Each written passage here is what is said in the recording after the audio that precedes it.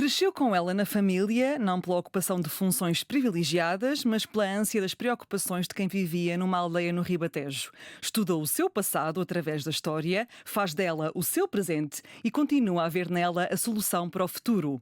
Ela que, segundo Aristóteles, deve ter como fim o bem supremo do homem, que é, como quem diz nos tempos modernos, o bem supremo das pessoas. Falamos da política e de um dos homens com mais destaque nesta ciência. Foi eurodeputado independente entre 2009 e 2014 nas listas do Bloco de Esquerda, fundou há 11 anos o Partido Livre, é deputado à Assembleia da República desde 2022 e será sempre historiador.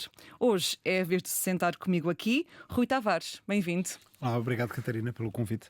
Rui, além de tudo aquilo que eu mencionei, é também autor de vários livros. Num deles, que é o pequeno livro do grande terremoto, que é sobre o terremoto de 1755, o Rui escreve: mudar o mundo é mais fácil que mudar ideias já consolidadas e rivalidades cristalizadas.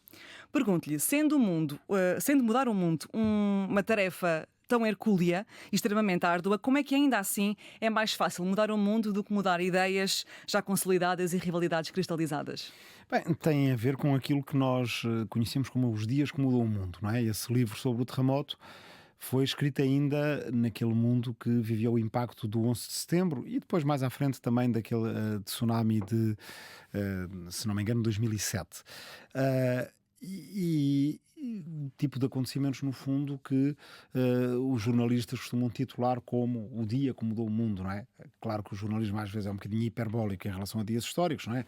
Temos sempre vários casamentos do século, praticamente em cada década, temos julgamentos do século e por aí afora, mas, bem, em relação ao 11 de setembro, a verdade é que vários de nós sentimos naquele dia que o mundo tinha mudado. No entanto, não quer dizer que as ideias das pessoas acerca do mundo mudem tão facilmente como o mundo muda. E voltámos a ver isso com, por exemplo, a pandemia. Quem era nacionalista antes da pandemia, se calhar ficou mais nacionalista ainda. Disse: a pandemia prova que os meus adversários estão completamente errados. E que eu estava certíssimo desde sempre, porque eu achava que as fronteiras deviam estar fechadas e agora a pandemia prova que elas têm que estar fechadas. Mas se a pessoa já era cosmopolita antes da pandemia, provavelmente disse: esta pandemia vem provar, não que eu estou errado, evidentemente, mas o completo erro dos meus adversários, porque se prova, mais uma vez, que nós precisamos é de uma organização internacional, como a Organização Mundial de Saúde, que saiba estar de prevenção para estes acontecimentos. Como a União Europeia, por exemplo. Como a União Europeia e por aí afora.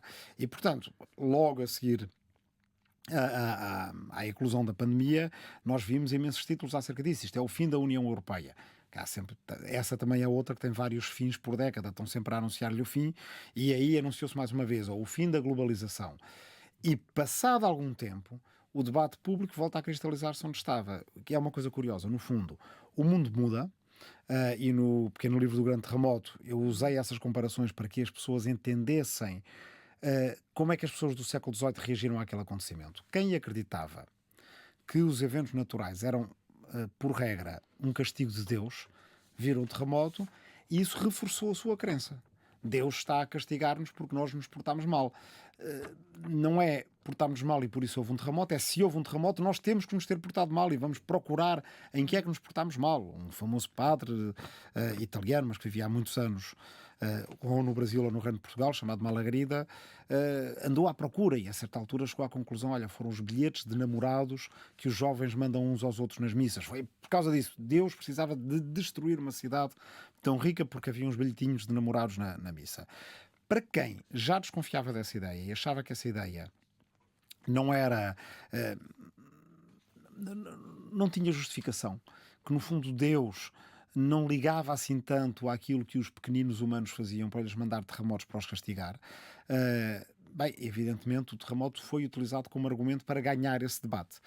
O que é engraçado é que quem já era adulto quando aquilo aconteceu provavelmente enrijeceu nas suas posições. É isso que eu digo. O mundo já tinha mudado, mas as ideias das pessoas sobre o mundo não tinham. Mas o que é diferente é para quem nasce depois do acontecimento. Ou seja, aqueles bebés, e digo mesmo literalmente, que nasceram a seguir ao terremoto. Vamos dar o exemplo de uma em particular. Maria Antonieta, que se tornou famosa, nasceu 24 horas depois do terremoto. Nasceu em Viena no dia 2 de novembro de 1755. Mais tarde vem a ter a cabeça cortada a seguir à Revolução Francesa, em parte por causa desse debate que acabou por ser ganho por aqueles que não acreditavam em castigos divinos. e que diziam, tal como Deus não manda terremotos, talvez também não mande reis nem rainhas.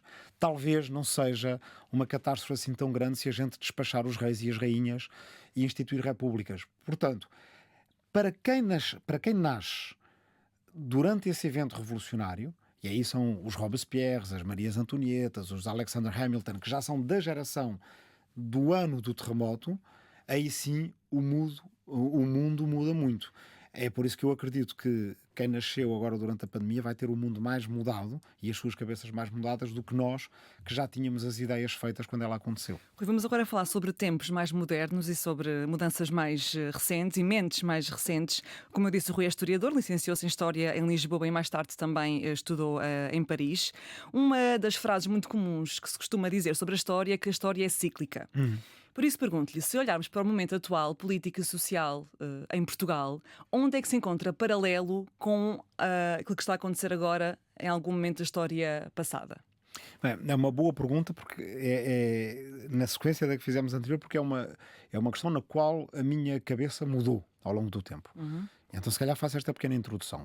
Quando eu estudei na licenciatura e mesmo depois, dos anos 90 e início dos anos 2000, todos nós, historiadores, os nossos professores e nós, discípulos deles, tínhamos sempre grande relutância a responder essa pergunta. Dizíamos, a história não se repete, nós não nos metemos nisso, as lições da história, enfim, são uma categoria um bocadinho ingênua, as pessoas acreditam que há lições da história, mas nós, historiadores, gostamos de lições de história, mas não são lições da história, e, além disso, nós não nos devemos meter demasiado no debate público. Os cidadãos que discutam entre si o que é que querem escolher de bom ou de mau do passado, e nós somos investigadores, académicos, fazemos um trabalho mais técnico. Isto com o tempo mudou muito porque, na verdade, aqueles tempos dos anos 90 e do início dos anos 2000, em que os filósofos diziam que a história tinha acabado, que se tinha chegado a um determinado momento de estabilidade com a democracia liberal, com a economia de mercado, com a tecnocracia em regiões como a União Europeia, e que de certa forma tínhamos chegado ao fim da história, como dizia Fukuyama, nós historiadores, mesmo não acreditando nisso, achámos que nos podíamos, no fundo, enfiar na nossa torre de marfim E acalmar. e acalmar. Isso foi um erro. Eu acredito hoje que isso foi um erro.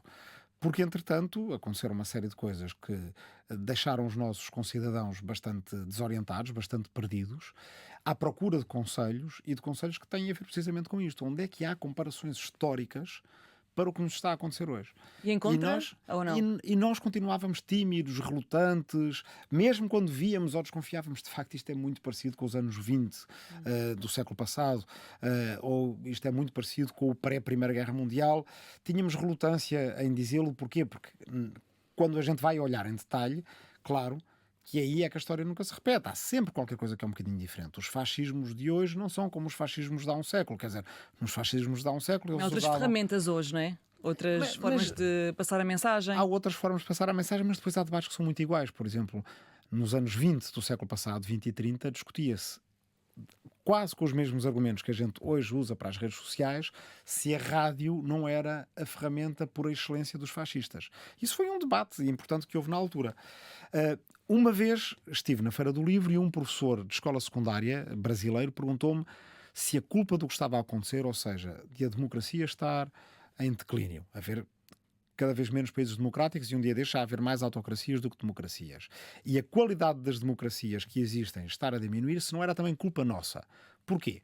Porque os economistas vão à televisão e falam acerca da atualidade e erram naquelas previsões todas. Todos os anos os economistas erram, para o ano estão lá a fazer outras previsões.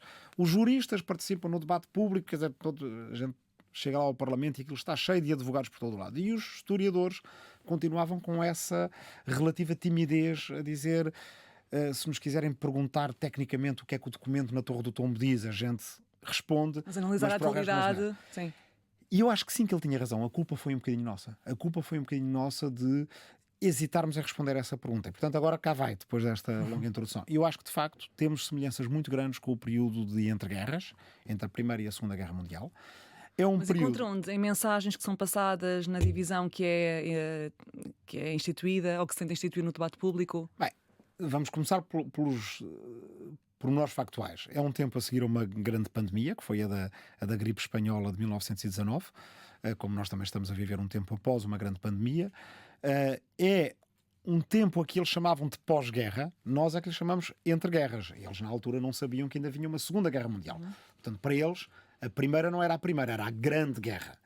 E houve ali um momento quase miraculoso, em que eles e elas acreditaram que era possível construir o tipo de organizações internacionais, não se chamava a ONU na altura, mas era a Sociedade das Nações, que permitiria fazer a paz perpétua. Bem, sabemos que falharam muito rápido, passado 16 anos estavam de novo em guerra, e esse período que para eles era pós-Grande Guerra, acabou por ser para nós hoje, olhando para ele a partir do futuro, sabemos que é o de entre guerras, entre a Primeira e a Segunda. Da mesma forma, nós hoje esperamos que o nosso período continue a ser conhecido como o do pós-guerra. Mas já não estamos tão certos disso. Deixa-me perguntar-lhe também isso, porque se de facto a história é cíclica, quanto tempo é que vai demorar até dar a volta? Bem, eu creio que ela não é inteiramente cíclica neste sentido. Aquilo em que a minha mente mudou, por assim dizer, é que eu continuo a achar que a história não se repete em tudo aquilo que é irrelevante. Ou seja, naquilo que é irrelevante há sempre nomes diferentes, maneiras de vestir diferentes, maneiras de falar diferentes, e os fascistas de há 100 anos usavam penachos no chapéu e umas roupas que hoje em dia seriam consideradas ridículas, e hoje nós temos gente que os quer imitar, alguns dos quais eu vejo-os todos os dias a falar no Parlamento e claramente ensaiam em casa e vão ver vídeos ao YouTube para falar da mesma maneira que os fascistas de há 100 anos. Que maneira é o quê? É o tom? É o ritmo tom, do são as discurso? palavras, é a gestualidade. Às vezes chega quase que até a ser ridículo a maneira como os imitam. Claro que se uma pessoa lhes disser isto em debate, lá está, isto é impossível, agora é tudo fascista, mas quer dizer, mas aí eu posso dizer, na minha dupla valência de historiador e de colega deputado que os vê todos os dias bem de perto no Parlamento. Não me deem tangas, para usar um plebeísmo. É evidente que é muito parecido. É evidente que se inspiram. Mas fazem-no porque acham que é eficaz e porque é efetivamente eficaz. Os números recentes provam-nos isso, não é? Que há alguma eficácia naquele tipo de abordagem. Fazem-no porque gostam de sentir o poder. E porque as outras pessoas que votam neles também gostam de sentir por contágio esse poder.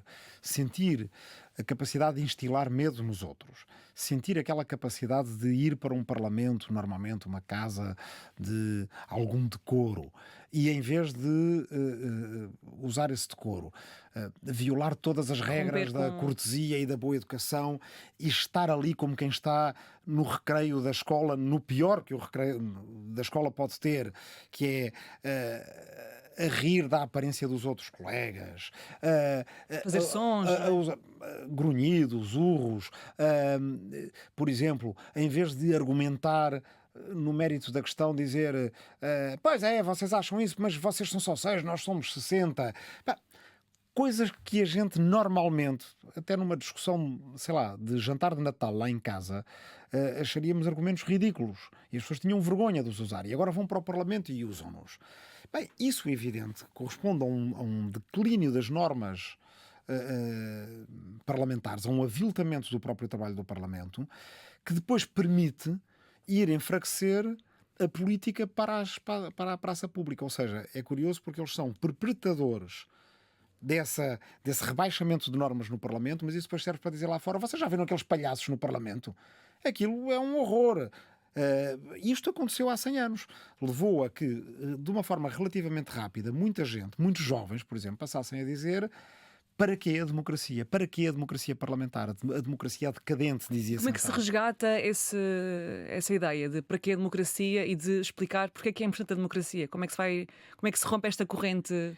Bem, que está presente? Eu acredito que, contando histórias, fazendo o que estamos a fazer agora, ou seja, integrando aquilo que está a acontecer numa maneira de explicar os acontecimentos, que é saber de onde vimos e para onde vamos, olhar de facto para as histórias que sucederam no passado, não com aquela ideia de que a história nos vai dar uma lição definitiva, porque de facto as diferenças entre a época de então e a época de hoje, para alguma coisa valem. Há desde logo uma coisa essencial: nós conhecemos o nosso passado e quem o viveu há 100 anos estava a viver o seu presente e, portanto, é uma coisa diferente. Mas eu acho que olhar para a história serve em grande medida para nos tirar daquele excesso de complacência e de arrogância que às vezes nós temos, em que nós achamos: tudo bem, eles cometeram grandes erros, eles foram para a guerra, eles massacraram-se, eles levaram a cabo genocídios, ou ainda, se formos mais para trás, eles instituíram a Inquisição. E às vezes isso pode nos levar a pensar que eles e elas no passado eram burros. Eu tive um grande mestre na faculdade, o professor António Espanha, que muitas vezes, que era desses historiadores que fazia uma separação entre a sua atividade cívica e a sua atividade enquanto historiador, mas de vez em quando tinha o cuidado de nos dar um alerta, que eu também vou repetindo, que é, atenção, eles não eram mais estúpidos do que nós. Aqueles que foram para a guerra, e nós hoje olhamos para a Primeira Guerra Mundial, por exemplo, é uma guerra, se há guerras estúpidas, essa é uma dessas, não é? Quer dizer, é difícil explicar a lógica de porque é que aquilo aconteceu. Mas os melhores generais, os melhores diplomatas, os melhores governantes, os melhores académicos foram para essa guerra. Nós não podemos achar que somos mais inteligentes do que eles. Eles eram os melhores da sua época. E eles também não eram mais estúpidos do que nós. O que é que isso quer dizer? Que se tivermos um bocadinho mais de humildade, talvez nós consigamos evitar as nossas guerras futuras. Se nós não pensarmos que sabemos tudo, porque na verdade muitas das guerras que acontecem não fazendo sentido. E aí há uma grande diferença, lá está, entre historiadores e os tais cientistas políticos, economistas e outros. Eu lembro-me, poucos dias antes da invasão em larga escala da Ucrânia, eu ainda ouvi muita gente a dizer que não vai haver guerra na Ucrânia. E muitas pessoas tinham argumentos hiperlógicos e irracionais para isso, que não faz sentido. Quem é que faz uma invasão destas que muito provavelmente vai destruir grande parte do PIB da Rússia, além do da Ucrânia? Não faz grande sentido em termos de instabilidade que vai causar, não faz grande sentido por esta e por aquela razão, e os argumentos deles estavam todos certos. Eu, enquanto historiador, tinha só uma coisa. Eu tinha lido o ensaio de Vladimir Putin, que ele tinha publicado no ano anterior, sobre a unidade entre russos e ucranianos. Na verdade, um ensaio em que ele argumentava que os ucranianos não existem. Os ucranianos são apenas uma versão da Rússia. Eles são russos, mas não percebem que são russos. São russos de outra maneira. Esse era o gatilho necessário para motivar essa ação. No meu olhar de historiador, há uma ética do historiador que nos diz que os documentos devem ser levados a sério. Aquilo era um documento contemporâneo, mas um documento. Era para ser levado a sério. Eu ouvi o que todos os colegas economistas, teóricos das relações internacionais, de direito internacional, sociólogos, quem quer que seja, avançaram. Mas uma havia coisa, mensagens que indicavam já essa vontade. E mas tendo esse poder uma completo... coisa, como historiador, eu sei. O documento é para ser levado a sério, mesmo quando nos parece absurdo. E portanto, eu sempre acreditei que aquela guerra ia acontecer. E aconteceu. Assim, da mesma forma, eu tenho muito medo do que vai acontecer agora entre Estados Unidos, Israel e Irão, porque também não faz nenhum sentido. No entanto, estes homens hiperpoderosos que nós alçamos, nós enquanto coletivos, nos países em que há democracias, alçamos ao pináculo da política mundial, como um Donald Trump, eles não se comportam muito pelo que é concebível ou faz sentido. Não se comportam muito tendo em conta aquilo que Aristóteles dizia que era o tal fim máximo da política, que é criar uma vida harmónica, razoável e justa entre os seus contemporâneos. Não. Eles comparam-se com os grandes homens do passado. Putin compara-se com Pedro o Grande, com Ivan o Terrível. Trump compara-se de forma às vezes muito distorcida, sabe-se lá com quem. E, portanto, nesse mundo em que eles vivem, em que o diálogo que eles fazem não é com a Catarina ou comigo, nem com as pessoas que estão a viver agora, mas fazem com os fantasmas que pululam nas suas cabeças, aí pode fazer muito sentido ir para uma guerra para ficar na história. Rui, deixa-me voltar a Portugal para falar sobre extremos. O termo extrema-direita já está muito popular no discurso mediático, sobretudo ligado ao Chega, mas também há um termo, que é o termo extrema-esquerda, que também tem sido dito por algumas pessoas, nomeadamente por parte do Chega, também para falar sobre algumas ações que têm sido feitas pelo PS e também pelos partidos à esquerda do PS e também pelo PSD. A vez mais recente, digamos assim, foi feita por Carlos Moedas, quando condenou o ataque que foi feito a um ator do teatro A Barraca, condenou na altura esse ataque, disse que era inadmissível, mas disse também que todos os extremos são violentos, estou a citar, equiparando a extrema-esquerda a uma extrema-direita e, portanto, dizendo que o ideal é não haver nenhum nem outro. Pergunto-lhe, há extrema-esquerda em Portugal? Bem, eu acho que esse caso do Carlos Moedas que se situa, e com muita pena, nós somos amigos e damos-nos bem e conseguimos que a política não estragasse a boa relação que temos, mas eu vou ter que dizer as coisas como elas são. Nenhum de nós consegue ser puramente objetivo. Vocês, jornalistas, tentam-no e sabem que é uma missão permanente. É uma Somos coisa sempre que a um gente produto de tenta, várias a influências. gente tenta e a gente falha, pode é tentar melhor na próxima. Portanto, inteiramente objetivo e imparcial ninguém consegue ser, eu também não vou ser nesta resposta. Mas temos a obrigação de ser intelectualmente honestos. E esta conversa de equiparar uma extrema-direita realmente existente e perigosa hoje com uma extrema-esquerda que ou é, digamos, ínfima e irrelevante hoje. O que é que seria a extrema-esquerda em Portugal? O MRPP? Eu não sei. Quer dizer, o MRPP hoje em dia, praticamente os seus dirigentes históricos morreram e não sei quantas pessoas votam, outros foram expulsos, não sei quantas pessoas votam no MRPP. Seria o que é o MAS, que ainda há pouco teve uma cisão e praticamente deixou de existir. Mas mesmo assim, nenhum nem outro perpetrando violência física. Que tipo de propostas é que teria portanto, um partido de extrema-esquerda neste contexto? Um partido de extrema-esquerda, historicamente, o tipo de propostas que tem é a ditadura do proletariado. É, portanto, o poder vá no máximo, lá está. Se o MRPP, que podemos considerar de certa forma um partido de extrema-esquerda, é o famoso morte aos traidores que eles punham nos cartazes aqui há uns anos. E por acaso estou muito à vontade para falar disso, porque deve ter sido uma das poucas pessoas na praça pública que criticou isso e que achou que era escandaloso e continua a achar que é escandaloso até uma Comissão Nacional de Eleições ou um tribunal deixar passar um cartaz daqui a uns anos que diga morte aos traidores. Na altura toda a gente achou graça porque achou que era, enfim, um delírio Os traidores sendo... Pois, lá está, é esse o problema, é que não sabe quem são e precisamente porque são indefinidos nós estamos a fazer um cartaz que é de uma linguagem textual de uma grande violência e que toda a gente decidiu desvalorizar porque achou que era um delírio do MRPP e se calhar era. Mas o exemplo fica. Portanto, eu na altura critiquei-o. Isso hoje em dia não existe. Hoje um partido de extrema-esquerda? Hoje, à luz de hoje, com as causas de hoje, com os temas de hoje, o que é que seria um partido de extrema-esquerda em Portugal? Que, de acordo com aquilo que o Rui diz, não existe, não é? Ativo, pelo menos. O que é que seria um partido de extrema-esquerda? Hoje, de facto, não existe e é difícil imaginar o que pudesse ser. Já houve em tempos, e nós não devemos desvalorizar no seu contexto histórico o que foi, por exemplo, a violência das FP25. E isso deve-nos servir para lembrar que quando as FP25 foram investigadas, quando foram reprimidas, e bem, quando foram levadas a julgamento e condenadas, e bem, houve um partido político que foi extinto. As chamadas FUP, era um partido que existia e que foi extinto pelo Tribunal Constitucional por causa da sua associação a um grupo terrorista.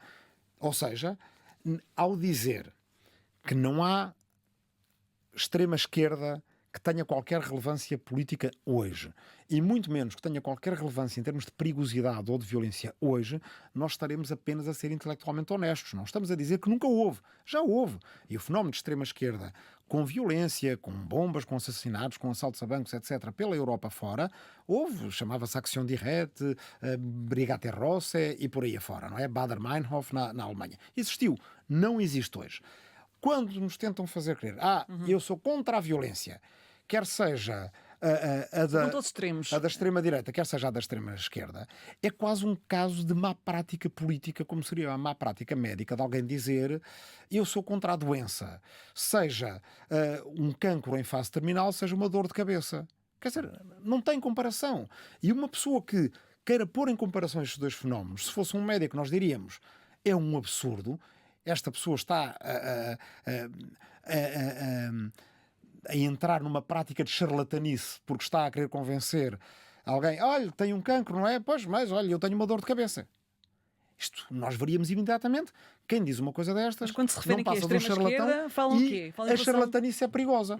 O discurso público e mediático hoje. Eu não sei do que falam. O que é preciso é perguntar-lhes a eles onde é que viram a extrema-esquerda neste ano da graça do Senhor, 2025, ou no 2024, ou 2023. Quando é que a viram nos últimos, se calhar, 20, 30, até 40 anos, até aos tempos da FP25, apresentar risco? Ora, vamos falar do que existe.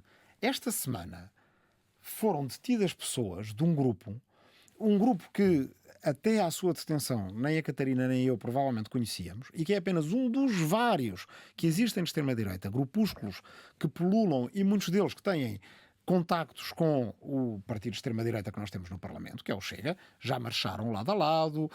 Sabemos que há pessoas que foram jornalisticamente investigadas e que eram um ponto de contacto entre o Chega e, por exemplo, o grupo de Mário Machado, 1143, o caso mais conhecido era do deputado Miguel Arruda, quer dizer, que foi apanhado numa coisa meio ridícula de roubo de malas e por causa disso esfumou-se, mas que apareceu em chamadas telefónicas a dizer: eu sou do Mário Machado, eu pertenço ao Mário Machado. E há outros grupos. Um deles foi, esta semana, apanhado pela Polícia Judiciária. 4 pessoas foram presas. Uma delas era um infiltrado na polícia. Há hoje notícias de haver mais 2 infiltrados na polícia desse grupo. Imprimiram armas 3D, que são armas que são manufaturadas, que são impressas para escapar a controlos policiais e para passar no raio-x, portanto, com intenção de uso, certamente em lugares em que existem raio-x,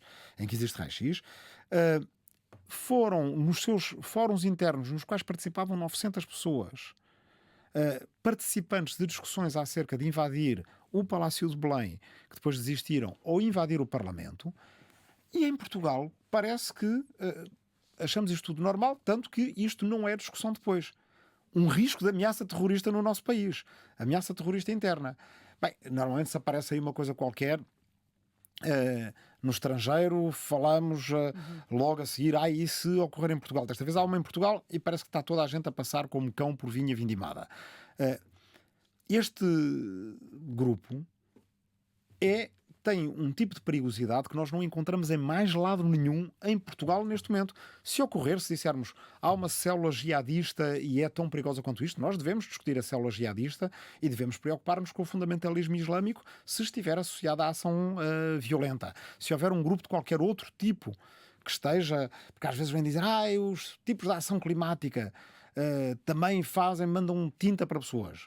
Pois é, e eu condeno. E param o trânsito, por exemplo. E param sim. o trânsito. E eu, quando condeno essas ações, apanho muito nas orelhas de pessoal algum... Ligado ao clima?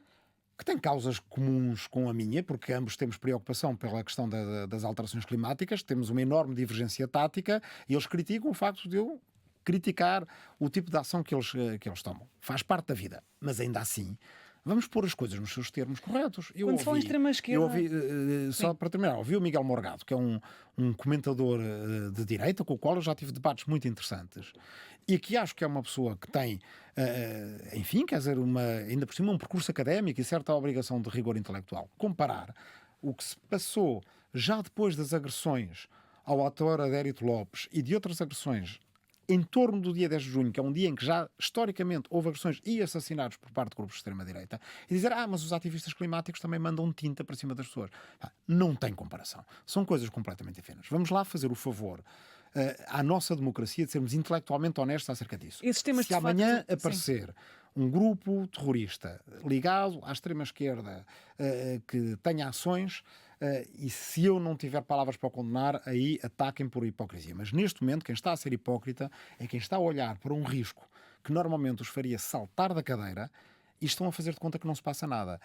Passa-se algo e é grave e é sério no nosso país e temos que tomar muito cuidado com o que se está a Quando se passar. fala em extrema-esquerda, sobretudo por parte de pessoas, sobretudo do Chega, referem-se sempre às questões do clima, referem-se também às questões do feminismo, às questões LGBT, o tema trans também tem sido muito popular no discurso mediático, etc. Pergunto-lhe, porquê é que estes temas, a questão do género, do feminismo, até da imigração, do clima, porquê é que incendeiam tanto o debate e as mentes de certas pessoas que as leva a classificar isto como extremismos? O que é que não foi passado, sobretudo pela esquerda, em termos de discurso e de abordagem, que fez com que se percebesse que estes temas, na verdade, podem ser temas de todos os partidos, com diferentes abordagens, naturalmente, mas que podem ser abraçados por todos e que são colocados na caixa do extremismo por alguns? Eu aí estabeleço uma diferença muito clara entre aquilo que comentámos na pergunta anterior, ou seja, o que um Carlos Moedas ou um Miguel Morgado dizem de estabelecer uma equivalência que eu acho que é falsa e à qual contraponho os meus argumentos, daquilo que o Chega faz. Porque aquilo que o Chega faz não tem tanto a ver com uma questão de honestidade ou desonestidade intelectual, ou melhor dito, é claramente intelectualmente desonesto, mas com um interesse que é transparente. Claro que ao Chega interessa esse truque de chamar extrema-esquerda aos outros todos para que não lhes chamem extrema-direita a eles. E valem-se do peso que têm hoje em dia, do espaço que lhes é dado nos órgãos de comunicação social, nomeadamente nas televisões, que é de um desequilíbrio total, que também tem que ser debate público em Portugal, se calhar já lá iremos, do espaço que tem nas redes sociais e do barulho que podem fazer no Parlamento para calar toda a gente que lhes chama extrema-direita. Hoje em dia é muito difícil no Parlamento dizer extrema-direita sem a seguir termos uma sessão de berraria de 60 deputados ao mesmo tempo que impede que a gente acabe o discurso que estava a ter. E, portanto, as pessoas vão se Fica autocensurando. desconfortável, claro. Claro, e as pessoas vão se autocensurando porque não podem ter, nos 2 minutos que têm para falar, o seu discurso permanentemente interrompido. E aí é um exemplo de uma cultura de cancelamento e de uma censura clara, de uma violação da liberdade Bullying de expressão, até. mas que, pelos vistos, não preocupa aos paladinos da liberdade de expressão, que daqui a uns anos eram muito firmes na defesa da liberdade de expressão. Eu, neste momento, o que se diria, se além de extrema-direita, eu estabelecesse o tipo de comparações com o fascismo que estabeleci aqui. Lá. Seria impossível. A sessão era capaz de ter que ser suspensa. Pelo contrário, eles 60 podem berrar que toda a gente é de extrema-esquerda quando defende causas que até há pouco tempo eram consideradas as causas comuns da Direitos humanidade. humanos. Direitos humanos. Básico. Quer dizer, há liberais, conservadores, democratas cristãos que muito bem defendem os direitos humanos. Quer dizer, Jorge Moreira da Silva agora é de extrema-esquerda. Há gente... Adolfo Mesquita Nunes também sempre esteve ao lado de causas LGBT, por exemplo. Há gente que se preocupa com as alterações climáticas e as alterações climáticas aqui há pouco tempo era uma grande preocupação de um Elon Musk, que entretanto derivou para o trumpismo, mas vamos dizer que ele era de extrema esquerda quando defendia que era preciso combater as alterações climáticas. Houve um tempo em que isso era até, digamos que uma característica que beneficiava a esquerda e prejudicava a direita. Quando algumas pessoas na direita começaram a dizer: não fales de ecologia, que isso é coisa de esquerda, ou de esquerdista, ou de esquerdalho, como agora se costuma dizer, ou de direitos das mulheres, ou de direitos humanos, porque isso é lá coisas da esquerda. Ao início até dava para acolher isso uma forma positiva, que é: vocês querem empurrar causas que são populares e que dizem direito a toda a gente para a esquerda? Ótimo. Querem fazer da ecologia uma marca da esquerda, sei lá, com uma descida dos impostos poderia ser da direita? Ok. Hoje em dia estamos numa fase em que essa estratégia está a dar os seus frutos no sentido de querer fazer de nicho causas que são maioritárias. No entanto, também é preciso ver que a política... Mas são mesmo maioritárias ainda? São maioritárias no sentido de afetam muitas pessoas ou no sentido de são populares na sua maioria? Depende da maneira como contarmos a história acerca delas. Não é? Uma violação de direitos humanos grave é uma coisa que no nosso dia-a-dia 99% das pessoas podem não a sofrer. Não sofrem tortura ou um sequestro ou serem enviadas para uma prisão secreta. Mesmo nos Estados Unidos, onde isso agora está a acontecer, e está a acontecer já numa relativa banalidade, a maior parte dos cidadãos tem o seu dia-a-dia como tinham a maior parte dos cidadãos nos anos 20, nos anos 30 do século passado. Ou seja, aquela época do fascismo que nós hoje vemos em filmes a preto e branco e achamos que de certa forma a história mudou de cor. Não, no tempo deles havia dias de sol, as pessoas iam tomar o seu café à esplanada, ou frequentavam os cafés em Viena ou em Berlim, e ao lado os seus vizinhos judeus estavam a ser levados para campos de concentração. Isto afetava uma minoria de pessoas. E, portanto, é assim que é relativamente fácil ir comendo os direitos humanos fatia a fatia, não é? Como no famoso poema de Niemöller, não é? Primeiro vieram atrás dos sindicalistas, eu não era sindicalista, não liguei. Foram atrás dos judeus, eu não era judeu, não liguei. Agora são os imigrantes, mas essas ilegais, causas perderam popularidade? Foram perdendo popularidade? Eles conseguiram encontrar, eles, os inimigos dos direitos humanos, conseguiram encontrar um tipo de narrativa em que conseguem, no fundo, dizer que os direitos humanos só valem, como se diz na extrema-direita brasileira, para os humanos direitos. Ou seja, você comporta-se bem, não comporta, você é um humano direito. Então você tem direitos humanos. Também, de qualquer forma, não tem que se preocupar porque a gente não vai atrás de si. Não vive numa favela, não é negro, não pode ser apanhado numa rusga policial e confundido com um traficante, etc. Não se preocupa. Os outros, não devemos respeitar os direitos humanos deles porque são bandidos, e se não são bandidos, são parecidos com bandidos. Ou podem vir a ser e, portanto... Ou então foram apanhados na margem e, olha, azar. E, portanto, conseguiram excitar o egoísmo e a falta de empatia que está presente em cada um de nós. Cada um de nós, e é isso que eu acho que é preciso conseguir desmontar neste período que estamos a viver. para cada um de nós, temos que o admitir, existe ali um espaço de sedução naquilo que os líderes populistas e autoritários têm feito. Isso também é histórico. E que também é histórico e que nós temos que entender se o quisermos desmontar. Perceber onde é que há uma vozinha dentro de nós que diz: epá, como deve ser fascinante ser um Trump. Descer a sua escadaria dourada, a sua escada rolante dourada do seu arranha-céus, falar mal de toda a gente que quer falar mal, não se preocupar com nenhuma das normas da cortesia, da boa educação, ser totalmente egoísta, não é? Aquela coisa que, não é, na psicologia diz-se que há o superego que de certa forma domina o nosso ego, e o nosso id é aquela parte que nos diz para nos comportarmos bem, e o id é aquela parte que nós temos cá dentro, não é? Naquela teoria freudiana, que é aquela do menino birrento, que quer aquilo que quer já agora e que bate o pé Andar-se para o chão e que só... exige. Portanto, estes líderes autoritários não têm superego. E, de certa forma, isso fascina-nos. Porque nós todos vivemos em sociedade, sendo bem educados uns com os outros e dando os bons dias aos nossos vizinhos, de uma forma que... enfim, às vezes vivemos como uma obrigação e uma rotina. Socialmente e uma limitação. aceitável. E, portanto, o facto de eles romperem com as normas tudo o que é socialmente aceitável vai fascinando gente. Há, pelo menos, uma porção que tem sido um teto mais ou menos variável de 25% a 30% das populações, mesmo historicamente, há 100 anos e hoje, que podem ser muito mobilizadas por isto, que antes não tinham esta oferta, de antes não havia nenhum político que se comportasse assim. Esquerda ou direita, os políticos não tratavam mal o seu adversário de uma forma completamente chocarreira e insultuosa, como agora acontece. Mas quando isso passou a acontecer, quando Trump apareceu a fazer, enfim, a chamar nomes aos seus adversários, e isso colava, e isso funcionava, houve imitadores que começaram a fazer o mesmo. Nós temos artigos de André Ventura em 2017, portanto já é depois da vitória de Trump e já é depois da vitória do Brexit, em que ele escreve como um político completamente banal do PSD, a dizer que é preciso que Macron ganhe e que Le Pen é uma grande ameaça para a Europa. E depois ali, em 2017, qualquer coisa fez clique e ele pensou: eu vou ser candidato em Louras e o que eu tenho que fazer é atacar alguém. E quem é que eu vou atacar? Vou atacar os ciganos. A maior parte dos portugueses não são ciganos. Ele está a atacar os direitos humanos, e os direitos humanos valem para 100% das pessoas. Mas enquanto as pessoas ouvem a ser atacados só os ciganos, as pessoas pensam: eu não sou cigano. E, portanto, para 99% de nós este discurso não se aplica. E é assim que eles vão tendo algum sucesso. Também nós, os que queremos combater este tipo de deriva, temos argumentos. Esses argumentos eu ouço-os pouco na praça pública. Vou tentar resumir alguns, Sim. ok? Mas isto são coisas que eu fui aprendendo, por exemplo, nesta última campanha eleitoral, e acho que vale a pena tentar transmitir. As pessoas dizem: ele diz o que as pessoas querem ouvir. Não é Em verdade. relação a si. Não, Em relação ao Ventura, por exemplo. Sim. Não é verdade. As pessoas não querem ouvir o tempo todo que estão a ser enganadas pelo vizinho, que estão a ser enganadas pelos políticos, que são uns trouxas, que são uns lorpas, que estão a ser vigarizados, e menos ainda querem ouvir isso ser dito por alguém de quem elas próprias desconfiam que seja um vigarista.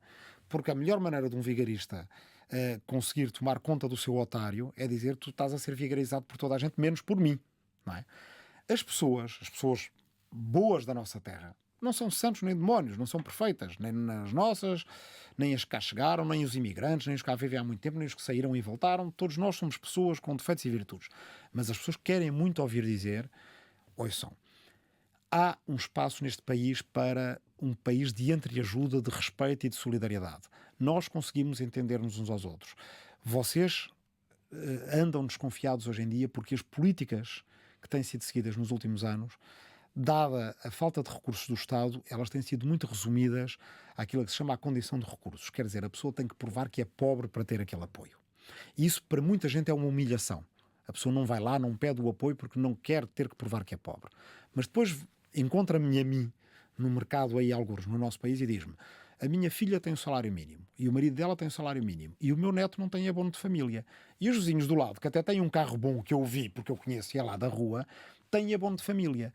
E isto faz com que a gente tenha agora um país em que o pobre está zangado com o miserável com o desenrascado com o imigrante, que se calhar é o mais prejudicado deles todos, principalmente se não tem documentos, porque pode ser explorado, e estão todos zangados uns com os outros e nem sequer reparam, porque está lá longe, que há super, hiper, mega ricos que pagam menos impostos do que eles.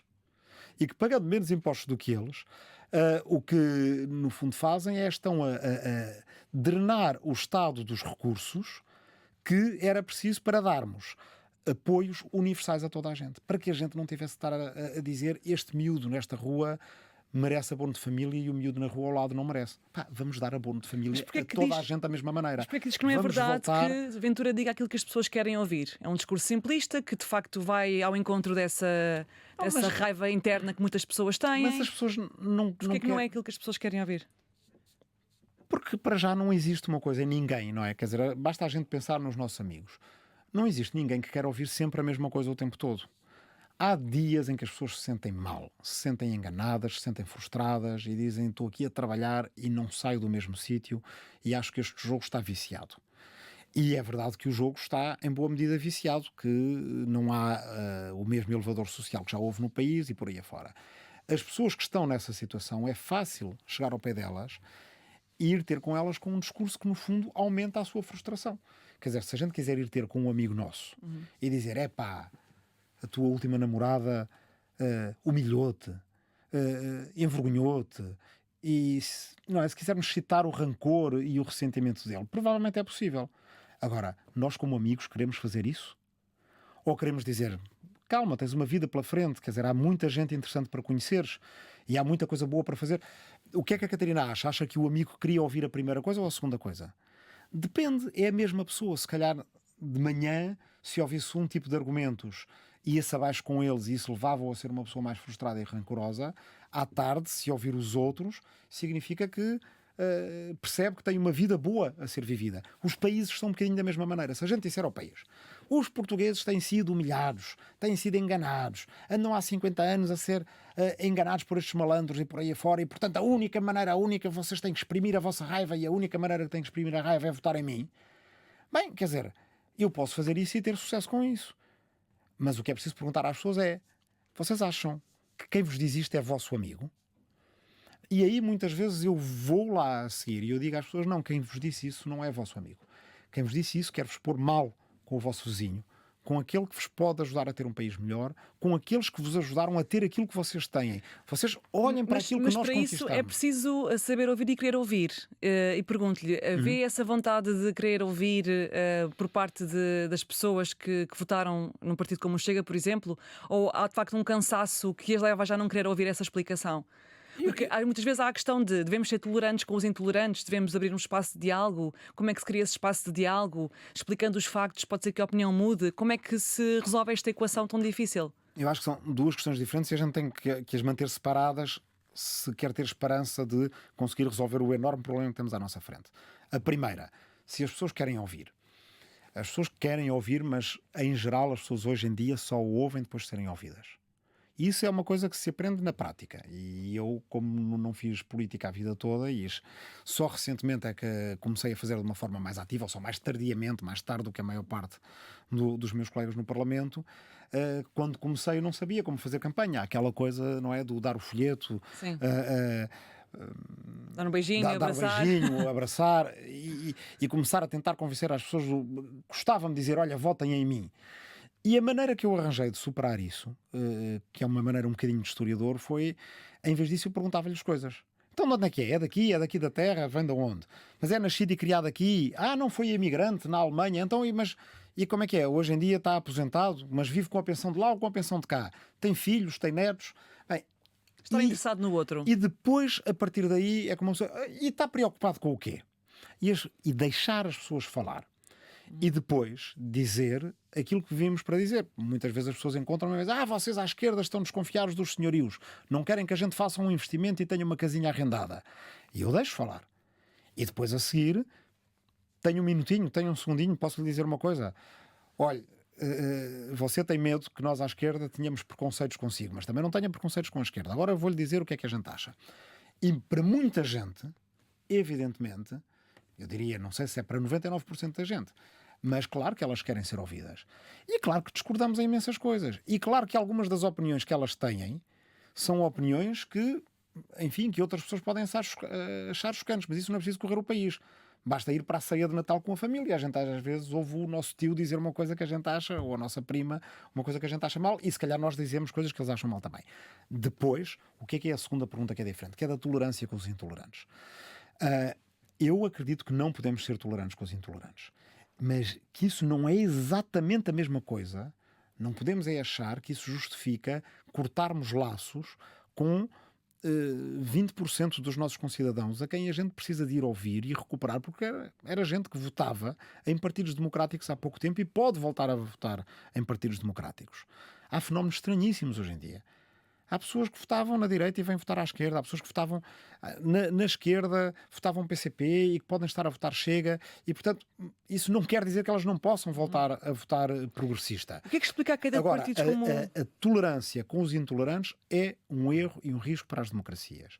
Mas o que é que, o que, é que quer dizer com tolerância? O que é para si ser tolerante com os intolerantes? É o quê, na prática? A gente tem que aprender a diferença entre o ouvir as pessoas que devemos fazer, independentemente de concordarmos ou não com elas, e acharmos que vale tudo em democracia. As democracias aprenderam há 100 anos que uma democracia não é um recipiente vazio onde tudo vale. Foi por isso que no pós-guerra tivemos o cuidado de criar tribunais constitucionais e constituições que tinham cláusulas contra o fascismo e contra o nazismo que eram para aplicar, porque as nossas democracias, e é isso que a gente esquece, a vastíssima maioria das democracias europeias nasceram contra o fascismo e contra o totalitarismo. Exceção feita, se calhar, à Suíça ou ao Reino Unido. A União Europeia também nasceu contra o fascismo e contra o nazismo. E tem cláusulas. A nossa Constituição tem uma cláusula em que não são permitidas organizações fascistas. Quem a escreveu não estava francamente à espera, e é nisso às vezes que me espanta a ingenuidade histórica das pessoas. Quem pôs essa cláusula na Constituição não estava à espera que viesse a aparecer aí um grupo que dissesse: olha, nós somos o Partido Fascista Português e temos esta milícia com as camisas azuis claras ou verdes escuras e, se faz favor, ilegaliza-nos. Evidentemente que um partido do tipo fascista que venha a aparecer não vai aparecer para facilitar a vida ao Tribunal Constitucional e dizer: olha, aqui está, nós preenchemos todos os quadradinhos. É difícil. E não tenho dúvida da dificuldade também para um juiz de um Tribunal Constitucional, seja em Portugal, na Alemanha ou noutro sítio. Mas a regra para as democracias sobreviverem é aquilo que foi identificado, nomeadamente por juristas alemães, dessa fase do entre-guerras e do pós-guerra, que é aquilo que se chama a democracia militante. Ou seja, uma democracia passiva é uma democracia que se vai perder. A única democracia que tem esperanças de sobreviver é uma democracia que se defenda a si mesma, que se defenda através do Estado de Direito, que se defenda com instrumentos que eles próprios respeitam os direitos humanos, mas, por exemplo, quando vê ameaças de gente que quer invadir o Parlamento ou que está a imprimir armas para tomar o poder, ou o que quer que seja, que trate de reprimir esses uma fronteira elementos. É uma fronteira claríssima. Claro, sim. E, aliás, nós vemos entre o Brasil e os Estados Unidos, não é? Nos Estados Unidos, agora, uma boa parte daqueles que invadiram o Capitólio e o Congresso, se calhar, estão a fazer prisões em nome de Trump. Os Estados Unidos não souberam reagir a tempo e defender a sua democracia. No Brasil, temos Bolsonaro a ser julgado e espero que as instituições brasileiras percebam que não podem estar à espera que um golpe de Estado tenha sucesso para depois poderem prender, porque, em geral, quer dizer, o culpado de um golpe de Estado, se esse golpe de Estado tiver sucesso, prende a sua vítima, que seria o juiz que o poderia prender. Portanto, a tentativa de golpe de Estado é uma coisa que está na Constituição brasileira e, mesmo que Bolsonaro não tenha tido sucesso, é evidente que alguém que tente dar um golpe de Estado tem que ser punido. Rui, as FP25, aí sim, quando havia extrema-esquerda, foram punidas aqui. Deixa-me mudar de tema, porque além de político, deputado, historiador, é também pai. Tem 2 filhos. A sua filha Helena tem 6 anos, foi diagnosticada com trissomia 21 após o nascimento. Portanto, quando estava grávida, a sua mulher não sabiam. Vou-lhe fazer a pergunta que fazem muitas vezes às mulheres, que é: como é que concilia a sua carreira de deputado e de sempre com a porta-voz do partido tão intensa com uma família que precisa de muito apoio? É difícil. Como é concílio? Não é fácil e, aliás, isso leva sempre a reflexões e a diálogos que fazemos lá em casa acerca da maneira como isso vai conseguir ser feito. Hoje, particularmente, é um tema que que está muito presente nas nossas mentes, porque a Marta é diplomata, irá para posto diplomático, portanto, se já era complicado, ainda vai ficar mais Mas complicado. está fora do país, portanto. Portanto, vai estar fora do país, o filho mais velho vai com ela, a filha mais nova fica comigo, porque ela precisa de um apoio, porque tem as necessidades O filho especiais mais que velho tem. tem 7 Tem anos, não é? 7 anos, eles têm nem chega a 1 ano e meio de diferença. E, portanto, a conciliação é muito difícil.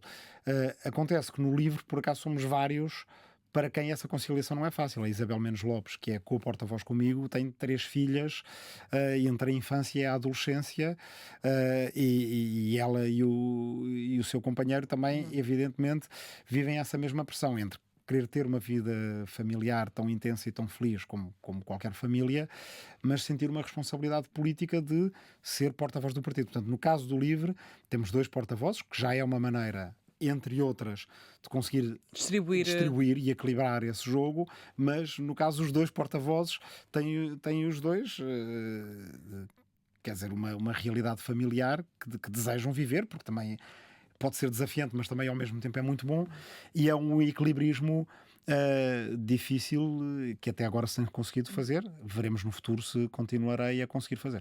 O Rui é defensor de uma escola inclusiva, de um Serviço Nacional de Saúde inclusivo. Com a experiência pessoal também se deparou com desafios que antes, com os quais nunca se tinha relacionado e que agora vê de forma mais clara?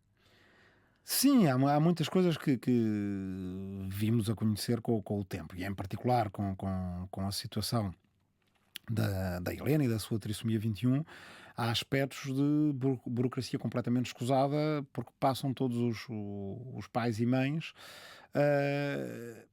e que tentamos mudar, e que às vezes são de uma Rigidez. de uma rigidez e de uma persistência absurda. Vou-lhe dar um exemplo, quer dizer, a trissomia 21 é, em princípio, que se saiba, uma doença, não é uma doença, é uma condição genética que não passa. É assim, a pessoa nasce com 3 pares, com 3 cromossomas no par 21.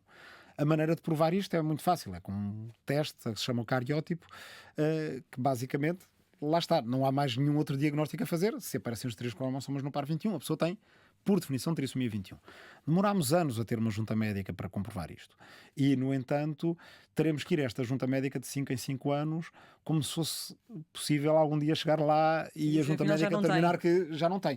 Não se passa só connosco. Uma pessoa que tenha, por exemplo, um membro amputado, que tenha um braço, uma perna a menos, também tem que ir à junta médica de 5 em 5 anos, e já fizemos, desde projetos de resolução a projetos de lei, a alterações no orçamento de Estado, e até agora também, dada a instabilidade política que temos tido, mesmo com ministros e ministras da saúde a concordar connosco e a estabelecer grupos de trabalho para apanhar outros exemplos, além destes 2 que eu dei, para acabar com esta burocracia desnecessária que ainda por cima sobrecarrega as juntas médicas, que deveriam estar a fazer outro trabalho para outras pessoas, ainda não foi possível alterar. E não há ninguém da esquerda à direita, no governo ou no parlamento, que não ache que isto deve ser mudado.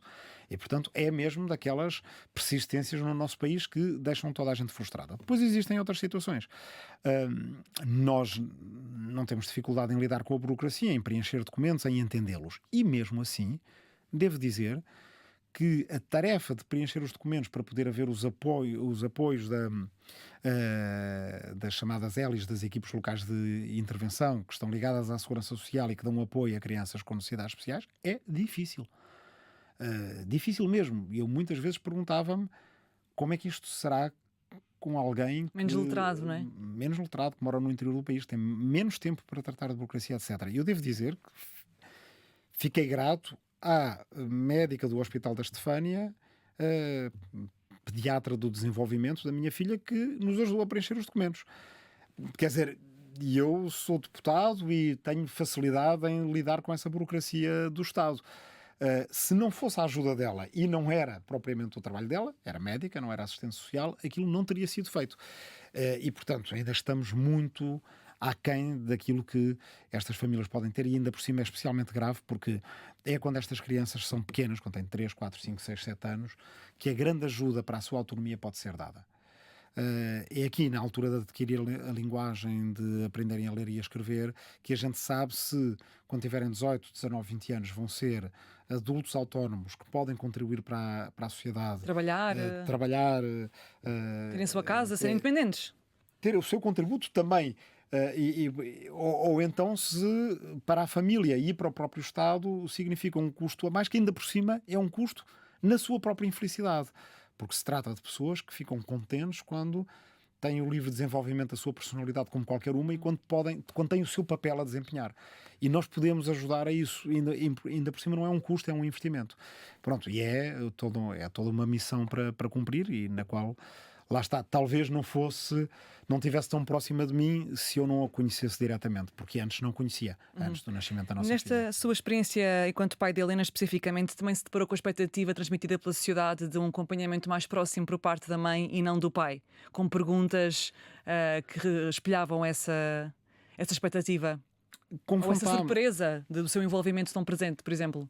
Confrontámos logo nos primeiros dias, porque apesar de haver quem faça muito bem esse trabalho em Portugal, e há associações não é, quer dizer, de pais, há associações que também juntam médicos e outros profissionais, psicólogos do desenvolvimento e por aí afora, e que trabalham muito bem em Portugal. Há coisas em Portugal que, fruto do esforço da sociedade civil e de algum esforço do nosso Estado Social, funcionam muito bem e melhor do que em outros países mais ricos, em que se tenta ter as crianças tanto quanto possível integradas nas suas turmas. Elas precisam de uma ajuda, mas elas podem estar em turmas com os outros miúdos e por aí afora.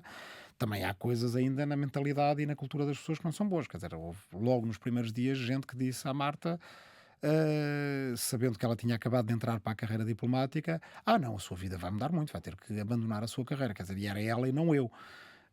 Ninguém me disse a mim, vai ter que abandonar a sua carreira. Eu, na altura, cheguei a tomar essa decisão. Depois vimos que com muito esforço, acompanhamento adequado, esforço que é de vários tipos, organização, esforço financeiro também, não podemos omitir, e muita gente não tem essa capacidade de fazer esse esforço. As terapias e etc. Até para as terapias todas que são necessárias, da terapia da fala, e há algum acompanhamento do Estado, mas ele é diminuto em relação ao que se pode fazer. Até agora, nenhum dos dois teve que abandonar a sua carreira, e se algum tivesse que abandonar, preferia ser eu a que fosse a Marta, como é evidente. Portanto, Como é evidente, porquê? Bem, porque ela é mais jovem do que eu já fiz mais coisas daquilo que queria fazer, e de qualquer forma a minha vocação essencial é como historiador e como escritor. E portanto não ficarei minimamente infeliz se um dia voltar a basicamente estar a escrever em casa. E é uma coisa que é mais compatível com o que tiver que fazer. Neste momento, aquilo que eu faço politicamente tem a ver com um esforço e um empenho cívico que tem a ver com um momento que me fascina e que eu gosto. Não sou infeliz de maneira nenhuma. Por alguns anos já, política. sim. Que eu faço há alguns anos, mas que tenho vindo a fazer cada vez mais por causa do momento político que Portugal e a Europa e o mundo estão a atravessar. Se a situação não fosse a situação tão séria que está a ser hoje em dia, aí era muito mais sedutor para mim voltar a fazer permanentemente aquilo que eu gosto mais de fazer, que é Mas por isso é preciso dar a tal volta que o Rui não consegue antecipar quando é que será, não é? Quando é que haverá a diferença. Sei que também... E que pode ser dado, e que também algum dia pode ser. Hoje em dia já me desabituei de fazer grandes promessas ou vaticínios em relação a isso, porque podem os miúdos, quer dizer, aqui não é só a Helena tem trissomia 21, mas quer dizer, o Elias pode ter outras coisas, e portanto não devemos de maneira nenhuma estigmatizar a trissomia 21 por si só. Portanto, pode ela ou ele virem a precisar de mais ajuda, e isso ser durante uns anos, e depois mais à frente eu voltar a poder fazer qualquer coisa de política. Mas, enfim, quer dizer, se necessário for, sim, sou eu que dou esse passo de ficar em casa. Acho que não é assim um enorme sacrifício no meu caso. Há pouco fiz-te uma pergunta que depois ficou pendurada, que era, porque o Rui também esteve com o Bloco de Esquerda enquanto independente, quando foi eurodeputado, e neste momento o Bloco de Esquerda e o PCP perderam muitos deputados, o LIVRE, pelo contrário, cresceu. Quais é que são as diferenças que encontra, em termos práticos, entre o Bloco de Esquerda e o PCP, se conseguimos juntá-los, e o LIVRE, que fazem com que estes partidos de esquerda tenham de facto perdido e o LIVRE tenha conseguido subir? Bem, são três partidos diferentes, não é? Quer dizer, mas se calhar com dois eleitorados distintos, não é? E essa é talvez uma das raízes do problema. Eu respeito muito tanto o trabalho, o contributo histórico do PCP como do Bloco de Esquerda. Depois desvinculou-se na altura? Não, eu nunca fui aderente do Bloco de Esquerda, como se diz no Bloco de Esquerda. Portanto, eu fui candidato independente e nunca cheguei a entrar. porque havia algumas diferenças históricas fundamentais. Eu, como europeísta, sempre mais próximo, eu sempre achei que era importante que houvesse em Portugal um partido que fosse membro do Partido Verde Europeu, membro de pleno direito, com uma estratégia autónoma. Nós tínhamos e temos o Partido Ecologistas Verdes, mas concorre sempre em coligação com o PCP e, portanto, é diferente. E sempre quis que em Portugal existisse aquilo que existe na Alemanha, nos Países Baixos, em França, que é a existência deste Partido Verde. E na altura eu conhecia muitos dos fundadores do Bloco de Esquerda, alguns provavelmente concordavam comigo que era isso que era importante fazer, mas a maioria não queria fazer. Isso levou-me a nunca sentir a confiança de entrar no Bloco de Esquerda. Cheguei a pensar nisso, mas nunca foi uma decisão que eu quisesse tomar, porque havia essa diferença. Quando fui candidato independente, ninguém estava à espera que eu viesse a ser eleito, eu era o número 3, depois foi uma eleição que correu extraordinariamente bem. A ideia era precisamente dar apoio àquela que era a tendência mais europeísta e mais próxima dessa vertente política dos verdes europeus, que era a do Miguel Portas e da Marisa Matias na altura, sendo que maioritariamente o Bloco nunca quis dar esse passo. E isso fez com que houvesse espaço político para a criação do LIVRE. O LIVRE é um partido de esquerda que reivindica a liberdade como valor supremo, como valor primordial à esquerda. E que consideramos que a esquerda nunca deveria ter abandonado como pedra angular do seu discurso. Quando a esquerda tirou os olhos dessa bola, a direita veio a fugir com ela de maneira que ou é completamente distorcida e hipócrita, como no caso da extrema-direita, ou no caso dos liberais, em que eu acho que há uma adesão genuína e sincera a uma certa ideia de liberdade, é uma ideia muito reducionista de liberdade, que é menos impostos, mais liberdade, menos Estado, mais liberdade. Essa não é a liberdade da esquerda. Nós queremos uma liberdade maior, e é uma liberdade que se, no fundo, traduz através de um Estado social que apoia as pessoas quando elas mais precisam, no combate à pobreza, na luta pela sua erradicação, em garantir que, como diz o meu camarada Jorge Pinto, e deputado pelo Porto, que haja uma liberdade dos futuros, e para isso nós precisamos de combater a crise ecológica em que estamos a viver. Portanto, isto integrado no discurso, e que as pessoas percebam que cada medida, cada proposta, cada ideia que a gente defende, ela está ancorada numa ideia da liberdade, é essencial. E isso não é de hoje, é uma coisa que tem 10 anos, tem mais até, tem desde a fundação do LIVRE, e portanto as pessoas foram, nomeadamente os jovens, a quem esta ideia de liberdade diz muito, as pessoas foram percebendo, ok, não é só partidos à direita que nos falam da liberdade, há um partido à esquerda que tem a liberdade como seu valor primordial. Deixa-me ainda fazer uma pergunta para terminarmos sobre o caso Joacine, que já foi há 6 anos, foi a primeira deputada do LIVRE eleita, foi também, era uma mulher negra, e portanto na altura isso foi muito divulgado. Pergunto-lhe, o que é que não conseguiram antever na altura e que tiveram em consideração depois e agora? Não, eu creio que é uma questão que pode ocorrer em qualquer faceta da vida. As pessoas não se entenderam, e pequenos mal-entendidos acerca do papel do partido, do papel da Joacine no partido, que era membro do partido e até dirigente do partido, daquilo que se esperava de parte a parte, foram gerando grandes mal-entendidos que ou não foram falados a tempo, ou mesmo quando foram falados não conseguiram ser Mas a dirimidos. própria Joacine viu o seu papel maior do que aquilo que o papel era? Não sei, quer dizer, não sei, e hoje em dia, quer dizer, como não se conseguiu resolver na altura, hoje em dia também há pouco valor acrescentado em procurar fazer isso. O que eu digo sempre é, o LIVRE procurou ao máximo, e acho que justiça nos é feita por muita gente, não pelos vistos pela própria Joacine, mas aí talvez um dia a venha a fazer, que nós procuramos agir com o máximo de respeito possível em relação à Joacine, e isso vê-se nas grandes coisas. Eu acho que também nas pequenas, mas nas grandes coisas. Nunca ninguém ouviu de um dirigente do LIVRE ou do partido, da nossa boca, alguém dizer nós queremos aquele lugar de deputada, nós queremos aquele mandato. Isso acontece noutros partidos, quando há este tipo de dissensões. De confiança política. Aconteceu comigo, e eu não era membro do partido nem dirigente, era independente no Bloco de Esquerda, e muita gente do Bloco de Esquerda achou que aquele lugar deveria estar à disposição do partido e não do independente que eles tinham convidado para fazer parte das listas. O LIVRE nunca disse isso. Retirou Assumimos confiança claramente política. Sim. que a certa altura havia diferenças que não permitiam que continuássemos a dizer que a Joacine estava em nossa representação, mas o lugar, o mandato, legítimo, democrático, era dela. Esse é, acho eu, a prova maior de que tivemos esse respeito. E acho que também há uma série de outras provas em questões, nas grandes e nas pequenas, como eu digo.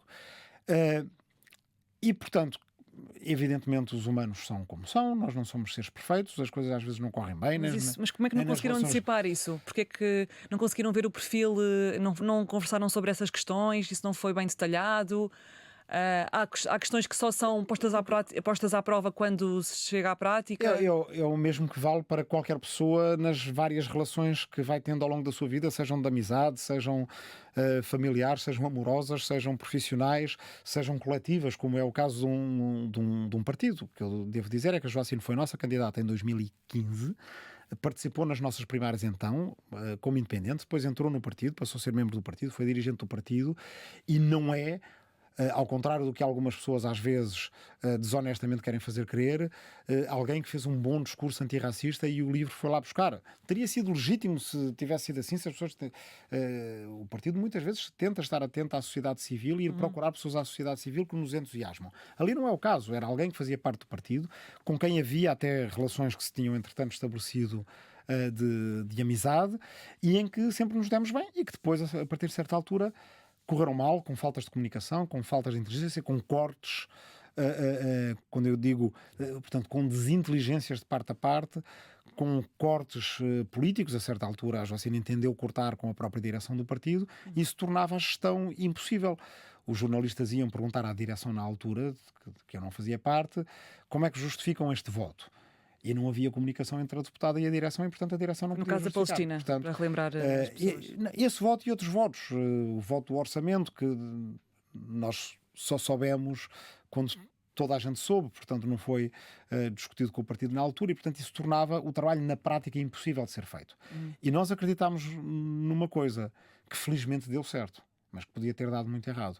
Nós acreditámos que as pessoas, a médio e a longo prazo, iriam confiar num partido que dissesse: nós conquistámos um lugar, mas prescindimos desse lugar porque preferimos ser fiéis aos nossos princípios. E, portanto, entre o cargo e as convicções, a gente escolhe as convicções. Ficamos sem representação parlamentar, que foi uma coisa que nos custou muito a conquistar, e que na altura em que perdemos essa representação parlamentar, nós achámos que íamos ficar 4 anos sem ela. Não sabíamos que ia haver eleições antecipadas. E as pessoas julgaram. Felizmente, o número suficiente de pessoas, passado uns anos, existia para dizer: olha, vocês merecem ter uma segunda oportunidade e agora vamos ver se as coisas vão correr bem. Correram bem e disseram-nos de novo: olha, vocês merecem ter um grupo parlamentar. E agora disseram-nos: vocês merecem fazer crescer o grupo parlamentar. E nós, de certa forma, respiramos de alívio porque as pessoas perceberam que nós estávamos, sinceramente, honestamente, a fazer aquilo que considerávamos melhor. Rui, para terminar, tenho aqui uma frase de um filósofo que eu sei que gosta bastante, que é o Michel Foucault, certo?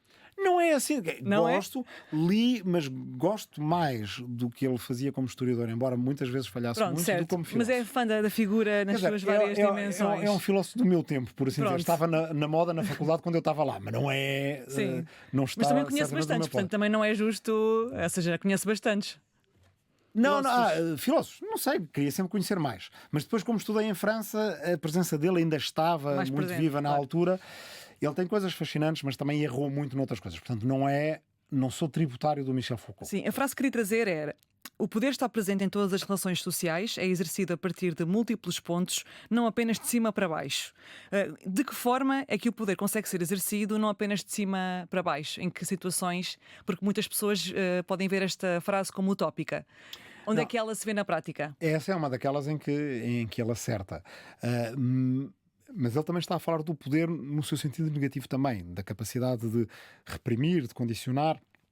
E muitas vezes ele é exercido não só de cima para baixo, mas de baixo para cima.